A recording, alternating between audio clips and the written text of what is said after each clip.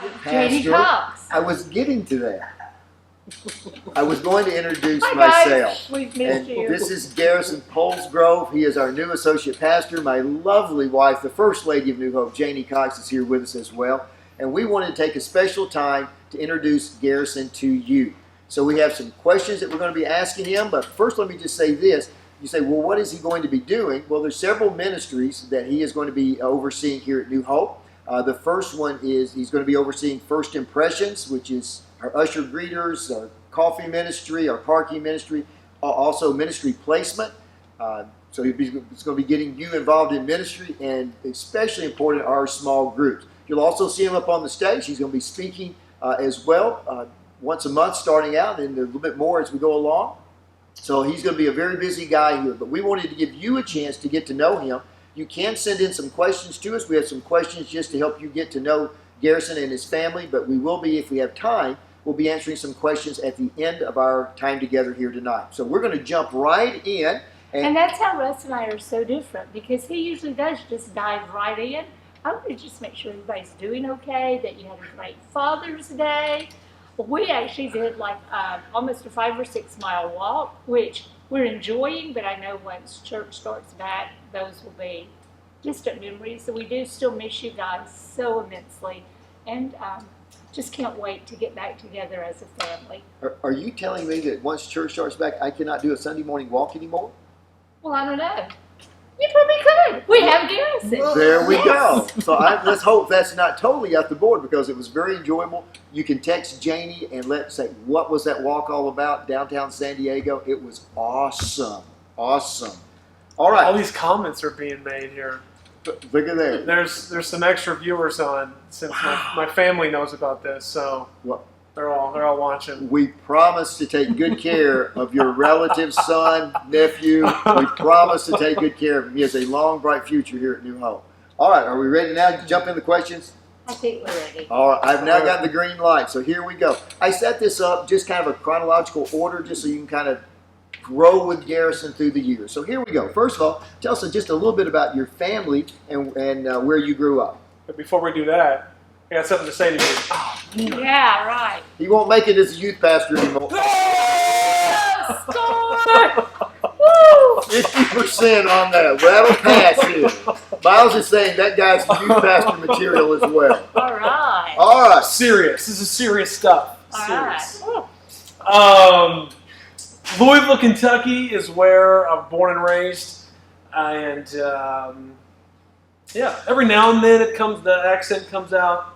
Not as thick as Mine yours. comes out every now and then. Sure, right. I have an accent? Every now and then. No, yeah. Holy Yeah. God. So yeah, Kentucky's a little more north than Alabama, but it's still there.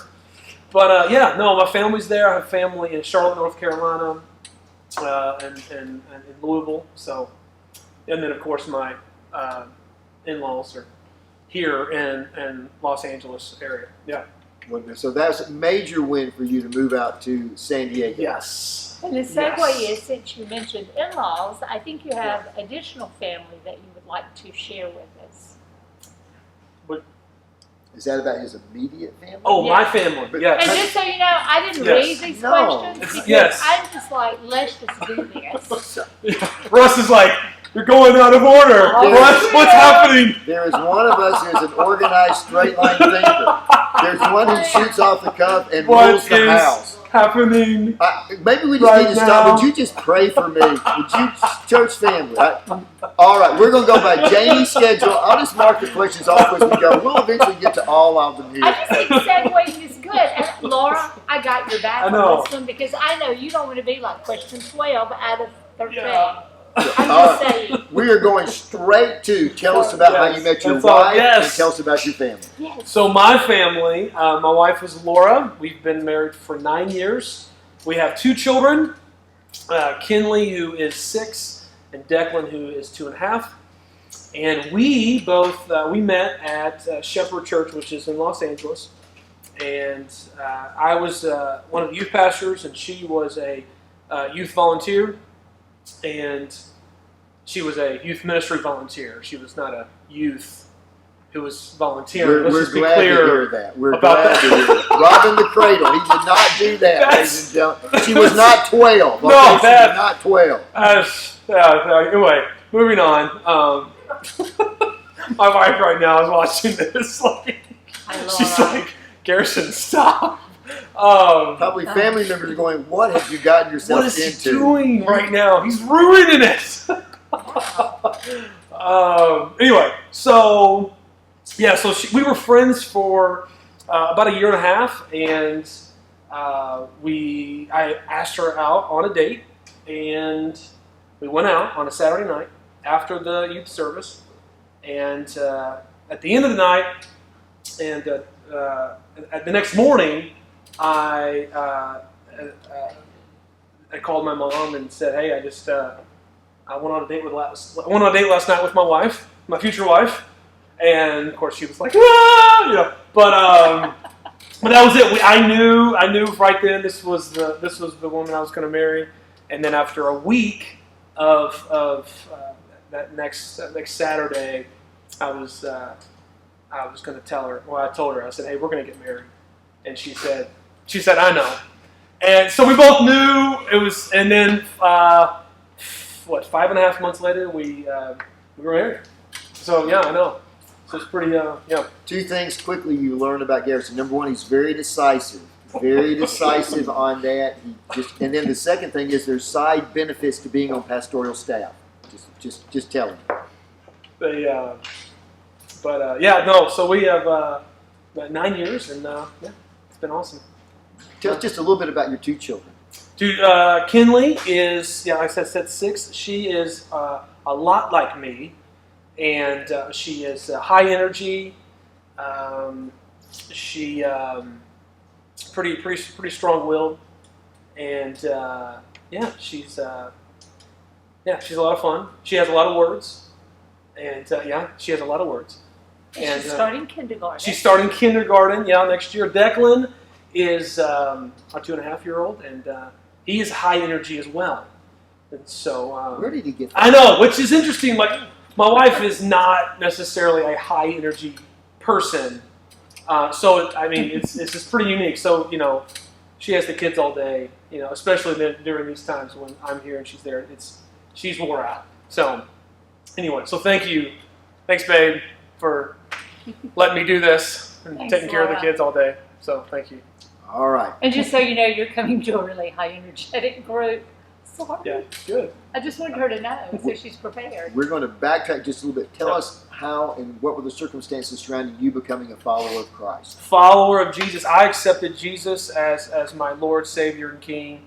When I was in middle school, I went to a Christian camp through my church, White Mills Christian Camp. It was just like this map dot of a town there in Kentucky. And that's when I decided to make Jesus the Lord of my life. Very cool on that. Another side note, this summer, or not this summer, but when Pastor Miles and the youth group have retreats, parents, you want to make sure your student gets to go. Benefits on that. There you go. Tell us. So I'm going to follow up on that a little bit because I don't know, maybe you said this, because I'm not really focusing. I'm really trying. But I'm not really, because I'm already bumfuzzled about the order of the questions because I don't know which one I'm going to get to ask. You have free so reign. Anyway, my question is, so did you grow up in a Christian home? Yes. Okay, so growing up in a Christian home, Yeah. and I'm going to maybe just ask this for the sake of general knowledge. I think sometimes when you grow up in the South and you grow up in a Christian home, it's almost hard to remember a time when you didn't know who Jesus is. So I'm just wondering, was there ever a turning point, though, when all of a sudden you realized this whole aspect of lordship? And what does that mean to you? Or did it mean to you, or did that just kind of all come as a middle schooler? No, well, I think I was blessed. I was raised in a home where Jesus was centered, and that was a huge blessing. And so it was modeled for me well what it meant to follow Jesus. And so I think once I, of course, experienced Jesus myself, it was very easy for me to accept Jesus of who he was and who he is. And No, yeah, there wasn't a time when I think I guess didn't know Jesus. Even as a young kid, I knew about him, but then of course, then it became personal. From that moment on, and then from that moment on, that's when I was probably starting high school is when I accepted the call to vocational ministry. And and church was so huge for me. As a young kid, I was blessed by so many mentors, in the church, and so many men came alongside me and mentored me, and so it was so appreciative of that. And so growing up, I thought, this is where I want to be. This is where I want to dedicate my life to, vocational ministry, to to help young men like myself. And so never looked back. Never looked back. It was in high school when early high school, I accepted that call, and then I went to Bible college, Moody Bible Institute. And I think that's a good segue to tell us, how did you choose Moody, or was it chosen for you? How did that kind of come together? I heard about it when I was in high school, and so my mom and I drove up for there. our listening audience, where is Moody? In Chicago. Chicago. Yeah. Maybe he said that. I don't know. I'm not listening. Well, it's fine. I'm trying to listen. That's fine. Yeah. We drove up there and toured it and thought, this is where I want to be, and I applied to one school, and got accepted. And that's where I went. It was awesome. And what was the percentage of applicants to accept? I don't know. It was low, but they chose me. Yeah. I don't know. I just really felt like that was where God wanted me to be, and it was an amazing experience. It really was. Up until that point, I had a mentor tell me, he said, Garrison, the two most important decisions you'll make at this time of your life is, number one, deciding to follow Jesus, and number two, where you go to college. And that was in high school, and so I am so glad that Moody was the place God had for me, because it was in those moments where I really feel like the leadership of that school, the different professors that I had, really did help to shape my thinking in a biblical way. And they'll tell me, your life, you're so impressionable, and and there's so many directions you can go. But I felt like I was shepherded in that moment, and so much so I remember one time. Here's this blue. Okay, one time, everything was on an honor system there. Everything was like, you just did you do it? Check yes or no. And so like you're sitting there like, I think I did it. I don't know. You're just like, you're faced with that, like, what do you do? Do you do the right thing? And if I don't, no one will know. Dilemma. Right? As a young, and I remember one time, this professor said to me, he said, in this class, you're going to be forced to cheat. Or not forced, you're going to be tempted to cheat. I know, right? Forced. Sorry. What school did that happen? It was that impactful in my life. I remember it exactly. No, it was, he said, you're going to be tempted to cheat. He said, but if you do, you remember that your integrity as a child of God is more important than any grade you'll ever receive in this class. And he said, if you graduate this school with your integrity built up more than it was before, he said, you've succeeded at the Moody Bible Institute. And I remember, just as a young, 19-year-old kid, freshman in college, just like, woo!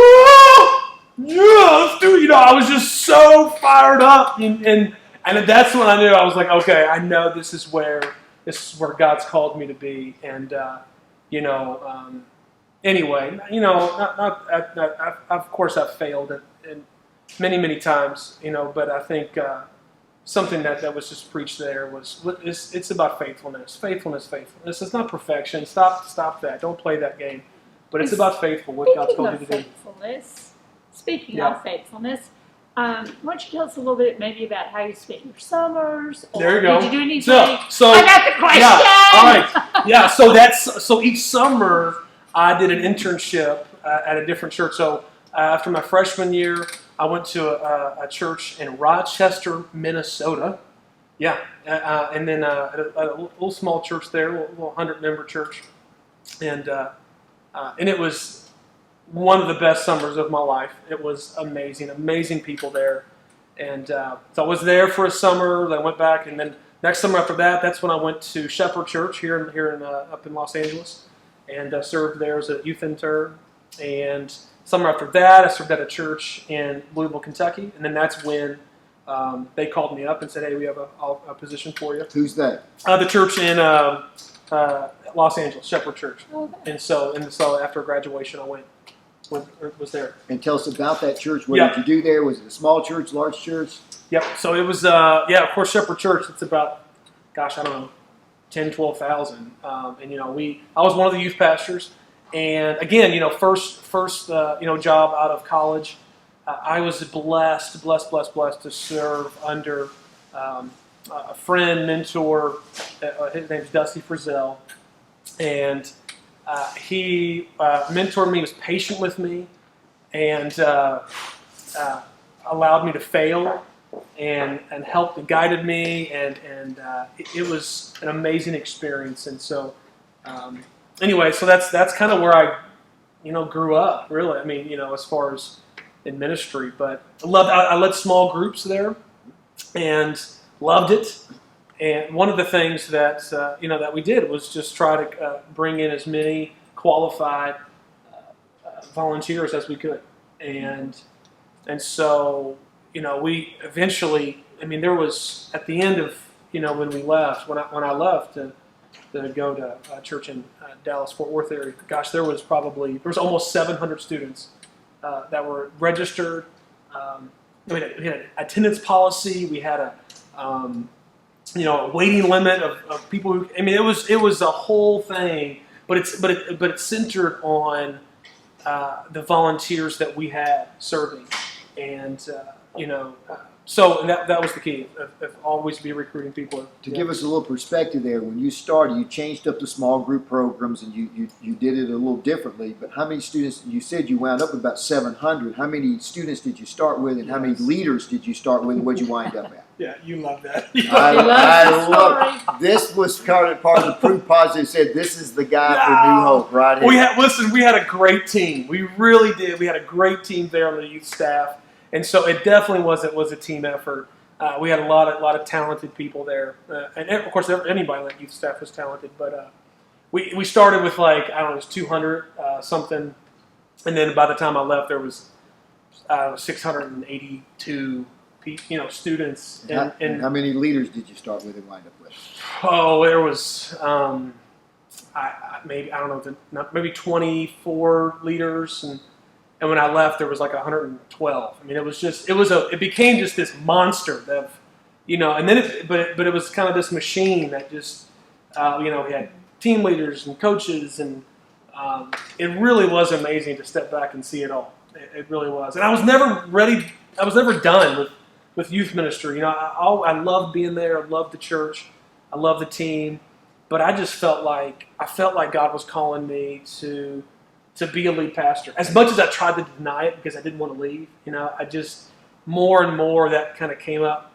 And, anytime our lead pastor at our church would walk in the room and he'd be at a meeting or something, I had this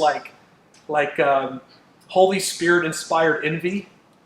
It was this it was I want your position. I want your position. And some people would be like, no, I don't want his position at all. But I was like, I want your position, and so I was like, I got to pursue this, and so that's what I did, and so this next step that we took was to go to a great church where I just came from in Dallas Fort Worth area called Compass Church. Great people.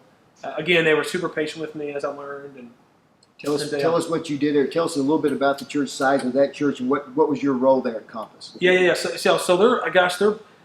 And I left there, they were right about 6,200, and they have 5 campuses, and so and so what I did there, I was at one of the campuses there, and I did a kind of assimilation of people that someone new comes to the church. How do we get them plugged in? How do we get them connected?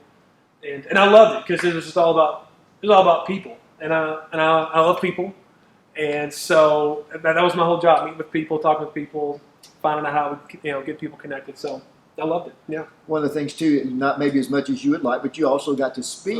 Very accomplished in sharing Christ from a stage platform as well. So that was very exciting to see him deliver messages. So check that out. I think it's interesting, and this probably isn't one of the questions, but as you transition from like working with youth, and I know that even when you were quote like working with youth, you were really working with the adults who were in turn working with the youth.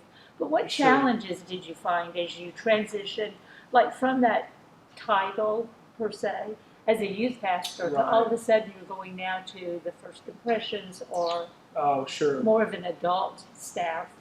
Yeah. I'm not sure what the title is, but my question is, did you really see challenges? Because you were still pretty young when you were doing it. Yeah. The difficult part is getting people involved. It's very difficult, to get people plugged in and involved. So you have to make it as easy as possible. I mean, you really do. I mean, you have to make it where it's so simple that anyone could take that next step towards involvement.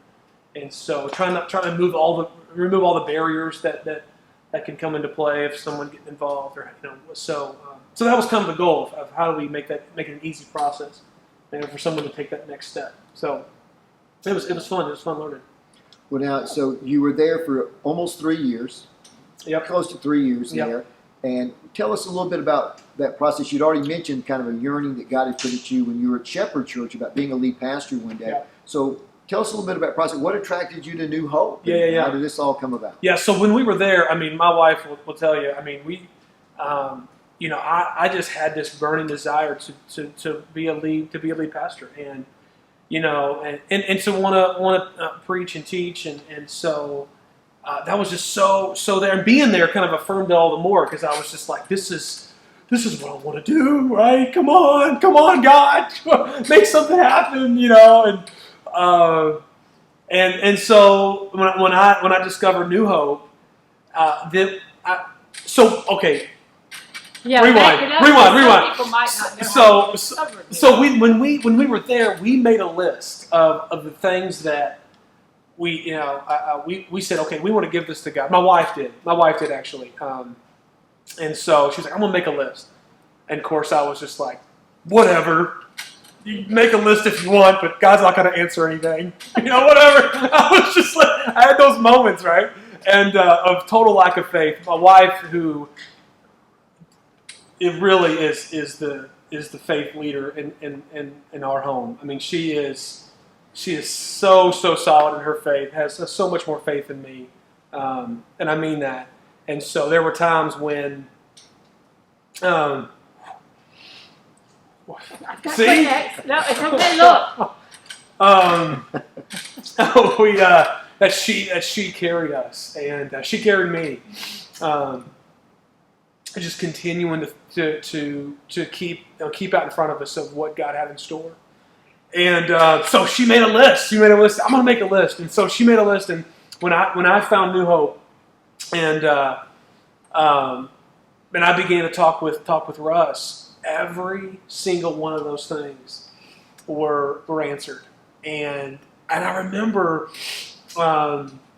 even before I started talking with Russ, I was one day sitting in my office, and I just felt the Lord tell me, like, hey, make a list of things that you want. And I was like, okay. And I started to make a list, and my wife texts me a picture of the list that she had made about, 6, 7, 8 months ago, that she almost threw away in the trash, and she found it and pulled it out, took a picture of it, and sent it to me the very time that I felt the Lord telling me, hey, make a list, and I started making a list. And I called her up, and I was like, Laura, I have chills, It's just amazing. And so it wasn't too long after that, again, my wife, Laura, she was just saying, like, it's going to happen soon, it's going to happen soon, it's going to happen soon. And I'm like, whatever, you're just saying that, it's, God's going to work. I know it's going to happen soon. And gosh, and it wasn't too long after that I found you all and started talking with Russ. And one of the things on the list was that a spirit of humility would be at that church. And of course, we didn't know what church. We didn't even know it. We were just making a list, and that was one of the things: spirit of humility. And in the first conversation I had with Russ, I was blown away by his humility, and more so the fact that he started this church 32 years ago, and to see him at this where he is now wanting to leave well and willing to leave well on his own accord, and that to me was something I felt was very, very rare, and I thought to myself, if that spirit of humility is seen in the leader of this church, I can't help but think that trickles down from the top, and that is in the culture, and I've been right. I mean, everybody I've met here truly does have a humility about them, and I am so excited. And beyond that, we love this area. Again, we didn't want to leave, and my in-laws are here, and so I love being here and having my kids. But at that time, Kinley, our daughter, grow up with their uncles and their grandmother and grandfather and aunts, and so I didn't want to leave, but I just knew this was the next step for us. And so now getting to come back and seeing my kids at my in-laws' house and seeing their, getting to be with their great grandmother and great grandfather and their grandmother and grandfather, aunts and uncles and cousin, it's just it's so awesome to see that and have that for them. So I feel like it is a dream come true, and I don't just say that flippantly. It really is. We feel like Laura and I both feel like we won the lottery. We really do, and so we're so grateful. Yeah. What are just some things that made you or makes you excited about New Hope and the future of this church? Yeah. Again, the foundation. I mean, but not even just foundation, but what's been created here. I mean, it really is. It's such a healthy church, and from the top down, from the leadership down, and where this church is positioned. I mean, you look around. I mean, there are nothing but townhomes, and condos, and houses everywhere you look, and they haven't stopped. And there's huge condo apartment complexes being built all over this area, and it's continuing to expand. And so there are thousands and thousands of families that are in desperate need of community and to know the love of Jesus. And I am so excited to step into such amazing church that is here, and then just to think about the potential in the future it is so exciting. It's so exciting. Very cool. Well, I have a go ahead. Yeah, go ahead. Inquiring minds will want to know, so I'm just going to throw it out there. Come on. Yeah, can you tell us some of the other things on that list? And the only reason I care is because I'm married to a list guy. I probably never had a list. But, Yeah. Whatever. I don't go by list. Yes. I think our people would love to know what you were looking for, but then also maybe what hopefully New Hope is. Yeah. So obviously the spirit of humility was one. Number two was a leadership that fully supported me. That was so huge for us, and we felt that. I mean, I felt that from you, Russ. I mean, just the fact that the first couple conversations you had said, this would be your vision, one day, and to have that type of support and that from you, and I've heard that same thing from the committee members here. I mean, it's that same thought of we want to support the leader here, and that is so empowering to have that support. The other one was a spirit of teamwork. To have a team that we truly feel like we're a team together, and we can that quote by John Maxwell: if you want to go fast, go alone. If you want to go far, go together. And so I feel like we definitely have that teamwork here. There was one, and then at the end, there's a couple other ones, but then at the end, Laura was like, you know what? I'm just going to throw this in there, and she put on there, close to the beach. And she just put it on, and she was like, I'm just going to put it on there. And And so literally we look at that list now, and it is check, check, check, check, and at the very bottom, check! Double yes! Yes. God is good. God is good. True. I just have one other little thing Okay, to and then ask we too. might have some time for a few Yeah. questions. Yeah. First of all, we need to acknowledge that, and maybe you did, that Pastor Miles is here today as like our host. And then we have an audience full of people, the Balloon family. Jenny is Jenny recording this for social Rose, media. Barbara, Tonya Barbara. I mean, here. people are so happy to be back. It's like, yeah, we'll come. This was our first day back in the office as a staff, Yeah. by the way. So I guess one of my questions is, and we know that I don't think I'm old, but I know if you look at my age, I'm not the youth anymore. To me, it was just always so strange that as a church, as committee people, we hired somebody. We never really met you in person. Right. I'm just wondering how you felt about that process too. And I know it's COVID, Yeah. we couldn't do it differently, but, and I also have, I totally trust God and stuff. Yeah. Because I know you can say, well, everything just kind of went in God's plan, so it didn't really matter. But, like, how did you and Laura Yeah. feel about honestly coming Yeah. to? Yeah, so we it was right before kind of COVID where this kind of started. We had talked about when I would come out, and then COVID started, and so the shutdown happened. And so we had been to San Diego before. We had never been to Chula Vista. Of course, we haven't visited the church, so that was just it was through the Zoom calls that we had with you and with the community members. I remember telling the committee members or the panel, the committee interview panel, I said, listen, if you guys are faking it right now of who you all are, you guys are doing the best job, and because what because I'm in, and of course they were like, no, we're not. This is who we are, and so just praying about it, Laura and I, we were just like, it was overwhelming, the hand of God through all this, and we had 0 red flags, zero, and.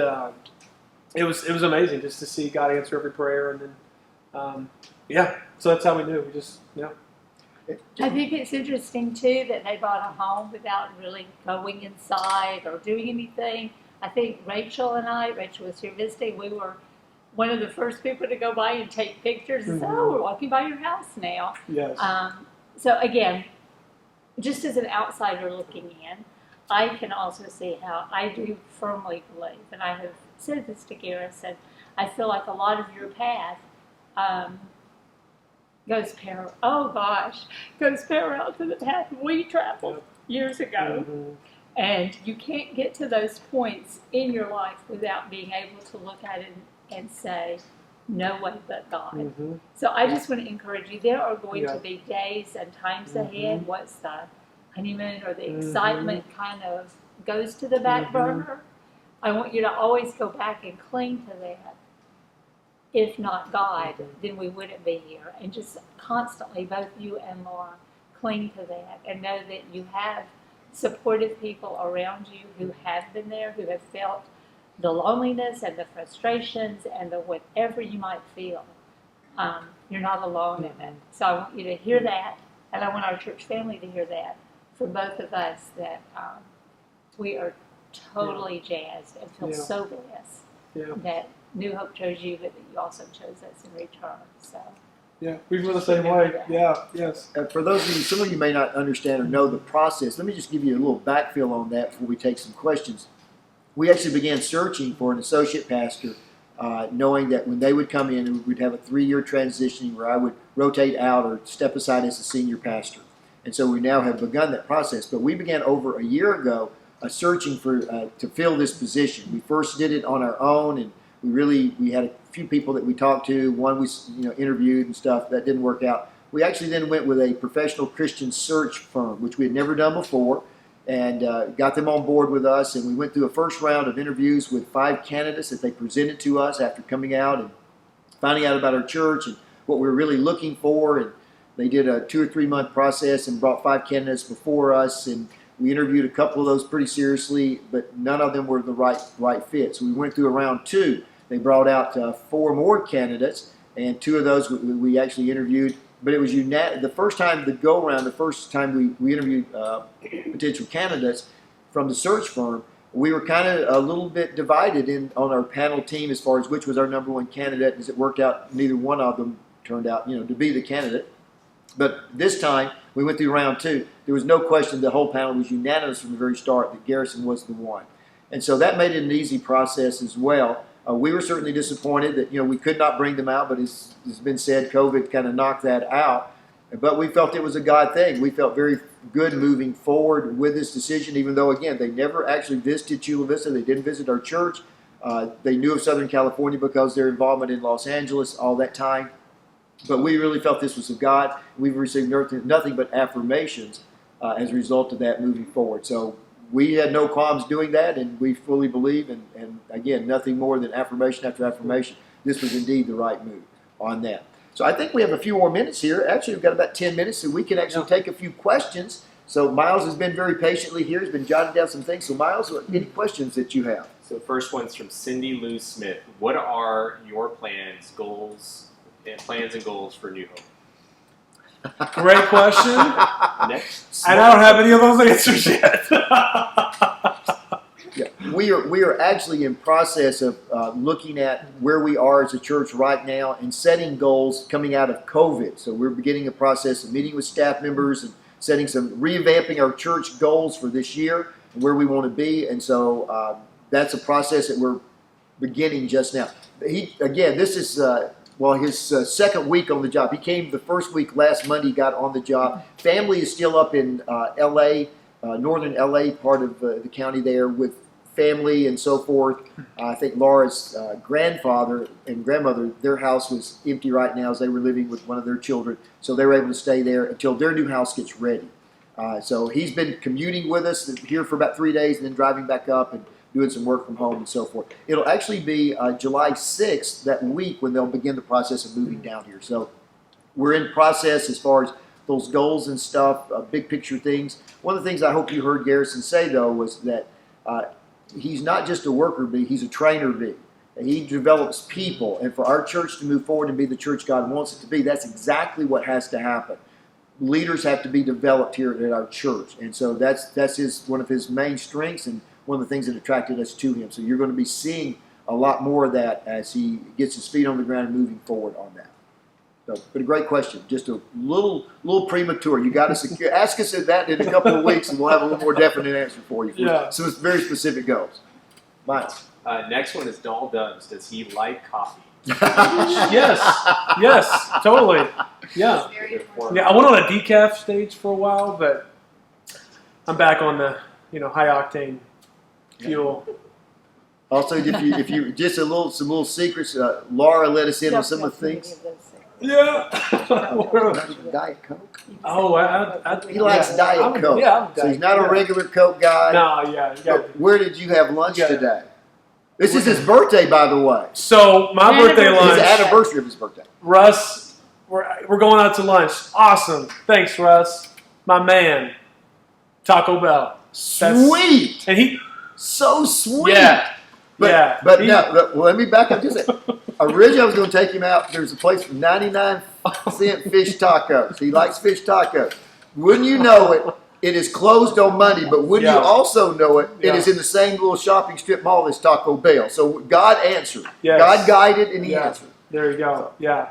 Appreciate that. All right. So that kind of plays into another question I just saw was, Bart, have you had an In-N-Out burger yet? Oh, yeah. So we lived here for 9 years up in Los Angeles. So, and they had In-N-Out in Dallas. That was, there you go. Laura did leak out. He did like In-N-Out burgers. That was one of the things she mentioned. Yeah. And Brooke along those lines said, have you had a California burrito yet? Is that's the one that you with the French fries and the carne asada together? Yeah. No. He had a chance to have it. I did. I chose not to. But he chose something else. I did. I thought California burger was like avocado, but apparently that's the guac comes in it. Right. He's not a guac guy. I'm not an avocado guy. No guac. No, but then it's just fries and meat. I don't know. An onion and so good. Somebody, listen, if you want to take him out to your favorite place to get a California burrito, Yes. He's open. Email me. He's open. Call me. And we get to meet Garrison in person. The man, the myth, the legend already. That's a great question. Never really. I just never really meet. You just hear about me and see me on the screen. Yeah. Just never. Just so you know, church family, we are in talks as far as when we're going to be able to regather. We're looking at late July. We're trying to work through that. Tava Willis is in charge of our regathering process. She's been hard at work on that. So we're gathering supplies, forming a strategy for that. So unless there's some resurgent or spikes in the coronavirus, then our hopes is that we'll be able to regather mid-July-ish on that. You'll be hearing a lot more about that as we get closer. You can certainly meet in that. If you're just dying to know, you can probably set up a time where you drive by, stop at our mailbox out front, honk your horn. He can come out the door, sit and social distance, and chat with you via the roll down your window, and it'll be fine. And once this is over, Jenny, we will have a great big party, right? We're already thinking and planning a party. A welcome party, a Flag Day party, a July 4th party, a Memorial Day, Father's Day, Mother's Day. I think we have another question. Okay. Well, one thing, Dana Collins said that her and her husband are going to take you and your wife out to Miguel's. Well, So you already have dinner covered. Done. that is upper end Done. Mexican food, just so you know, Laura. It is not Taco Bell, unfortunately. It's not even Lolita's. It is a little nice place. That's right. Good food. We You'll love, enjoy it. we love. The white queso, most people like. I personally prefer just the salsa, but the white queso Really is good. really good. I don't care for it that much, but everybody else does. And Lisa Cobb just wanted to make a comment. Is there any concerns you have that we can pray with you or for you and your family? Yeah. Thank you, Lisa. Yeah, I think what the move coming down. So I'm down here with the Woodrum family, Sandy and Tom, Monday night, Tuesday night for the next 2 weeks, and probably next 3. Going to be while we move into our place. So yeah, be praying for that. The whole move down here. That and then, well, scratch that. Pray for my wife, who is with both our kids, and she's at her parents' house, which they're a huge help. But still, she's by herself, wrangling these kids for bedtimes and naps. So, so pray for my wife. There you go. I would also encourage you just to pray for wisdom, that God gives Garrison wisdom as far as coming into our church, as far as an attack plan, if you would, that type of thing. Just God gives him insight and wisdom into the proper way to begin influencing and helping to guide New Hope. And the only other thing was that Kathy wanted to know that Janie needs to write a book. Yes. Which Kathy is that? Do we have a Kathy? I didn't see you. Doesn't matter. All Cathys agree. Yeah. What would be the title of your book? What would be the title of your book? What would you call This it? is really funny. I don't have a title yet, but when people always say, if you had not been a teacher, and I wasn't a teacher, we all know, until kind of later in my life, because I wanted to be a lady of leisure forever. And then I wanted to be an at-home mom, which I was. And then one day God opened this miraculous door for me to teach first grade, and I felt like I died and gone to heaven literally every day. But when people would always say, if you had not been a teacher or a lady of leisure or a stay-at-home mom, what would you have been? Being a pastor's wife never made the list. But the thing I said that I would do, thought about being a writer of children's books. And then one year at a women's retreat, and I don't even know if Russ knows this, but Laura gave me some pens and a notebook and said, don't ever give up on your dream of writing. So I didn't really follow through on that dream because other things started happening in my life. But I, for a while, went on a blog called Caring Bridge. And rather than giving updates on my health or on that, I felt like I gave some just practical things about what God was teaching me about life. And Barbara read some of those, so I'm letting her say, yeah, Janie, those were pretty good. So I would encourage you, if ever you have just some downtime in Corona and you just need encouragement, check me out on Caring Bridge. I haven't posted in years, so maybe I'll go back and post, because if I don't, people think I died, but I didn't. But there's stuff on there. So I don't know, maybe I will get to that book one day. Who knows? So much about me. Okay. Well, we want to thank you guys. We wanted this to be about 45 minutes. We've hit that mark. And so we want to thank you for tuning in. Please let us know if you have other follow-up questions. We don't we'll take some time later on. We'll do something else and make sure we get those answers out to you. I can't wait for you to meet Garrison.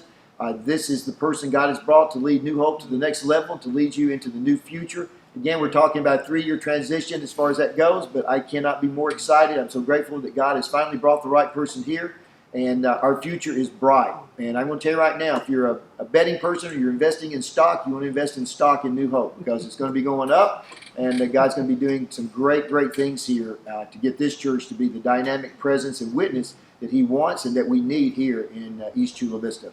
So thank you again so much for being with us.